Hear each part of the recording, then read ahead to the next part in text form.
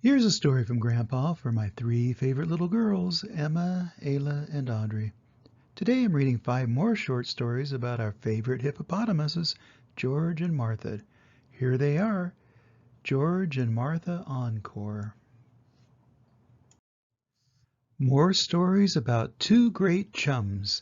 Story number 1, The Dance Recital. George and Martha were having a disagreement.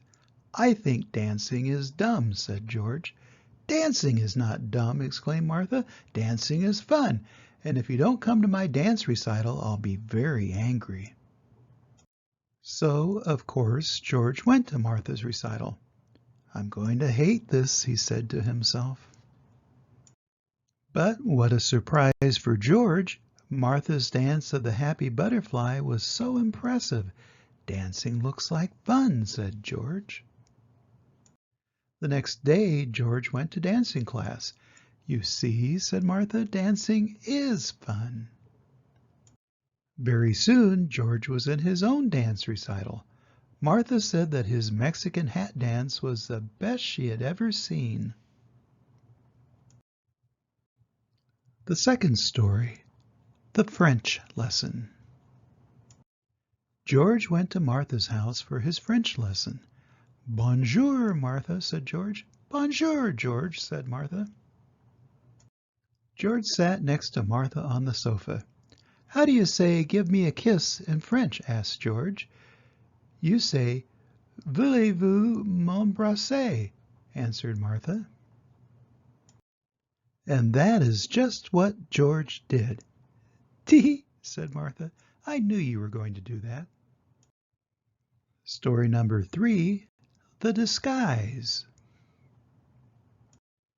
George decided to dress up as an Indian. "This disguise will really fool Martha," he chuckled. "She'll never recognize me." So let me take a moment to talk about that term Indian. This is an old story, and back then people who were not Native Americans often referred to Native Americans as Indians. Today we would even take it a step further and refer to a Native American by his or her nation, such as Navajo, Hopi, or Apache. But George is not really a Native American, he's a hippopotamus.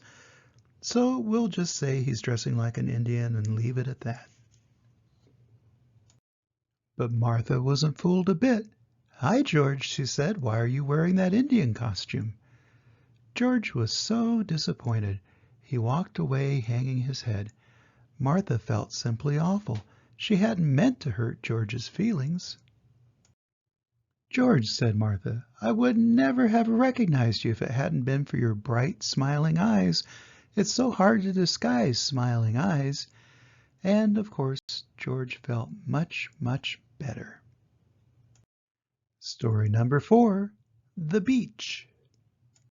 One day George and Martha went to the beach. "I love the beach," exclaimed Martha.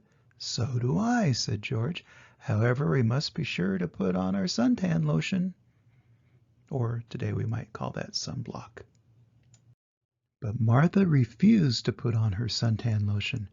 "You'll be sorry," George called out. "Oh, pooh," said his friend. "You're such a fuss budget, George." Martha was having such a lovely time. The next day Martha had a terrible sunburn. She felt all hot and itchy. But George never said "I told you so," because that's not what friends are for. Story number 5, the last story, The Garden. Martha was so discouraged. Her garden was an ugly mess of weeds. "I just don't seem to have a green thumb," she sobbed. George hated to see Martha unhappy. He wanted so much to help. Suddenly George had a splendid idea. He went to the florist and bought all the tulips in the shop. Tulips were Martha's favorite flowers. Very quietly George crept into Martha's garden and stuck the tulips in the ground. But just then Martha happened to look out the window. "Oh dear," said George, "you're always catching me." But Martha was so pleased. "Dear George," she said, I would much rather have a friend like you than all the gardens in the world." And that's the end of the story. George and Martha are very caring about each other, don't you think? It's nice to have friends like that, and to be a friend like that. Always remember that Grandpa loves you, and I hope to see you soon. Bye-bye.